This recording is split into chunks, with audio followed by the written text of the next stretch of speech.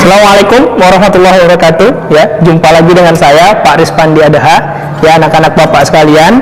Nah, kita akan belajar materi IPS lanjutan dari materi kemarin. Oke. Mudah-mudahan kalian tetap semangat ya dan tetap sehat. Mari langsung saja kita saksikan video. Oke, anak-anak Bapak.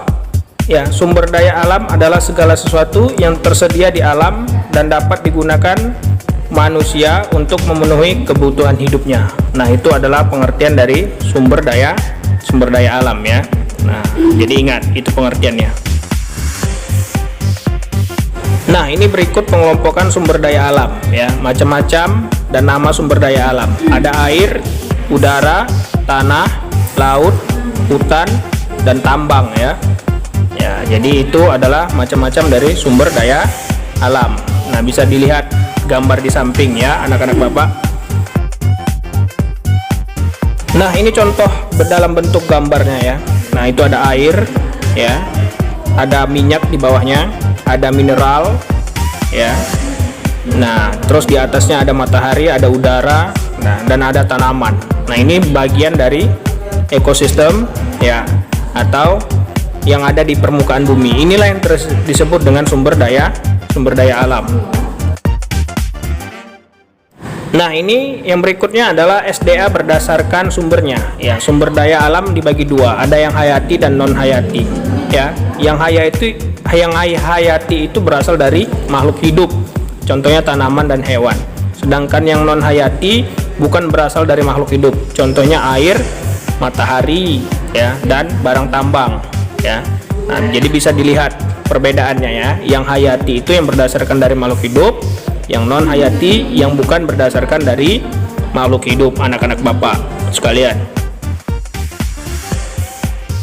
Nah, ini selanjutnya sumber daya alam yang dapat diperbaharui, yaitu sumber daya alam ya yang diusahakan kembali keberadaannya oleh manusia dengan dicara, ditanam, diternak, didaur ulang dalam waktu yang singkat. Contohnya ada tanaman dan hewan ya.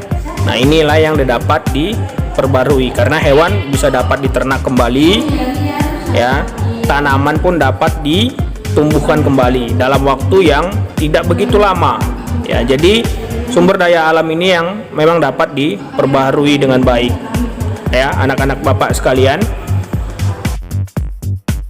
Nah, berikutnya ini adalah sumber daya alam yang tidak dapat diperbarui ya, yang jika dipakai terus-menerus akan habis dan tidak dapat diusahakan kembali dalam waktu yang singkat. Contohnya barang tambang, ada yang diperoleh dengan cara digali ya, kayak minyak tanah ya, atau minyak, batu bara, emas, dan besi.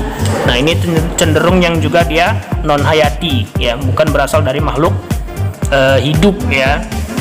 Nah, ini kan mesti dikeruk dan digali. Jika sudah habis, maka tidak dapat diperbarui kembali dan tidak dapat dicari kembali di tempat yang sama.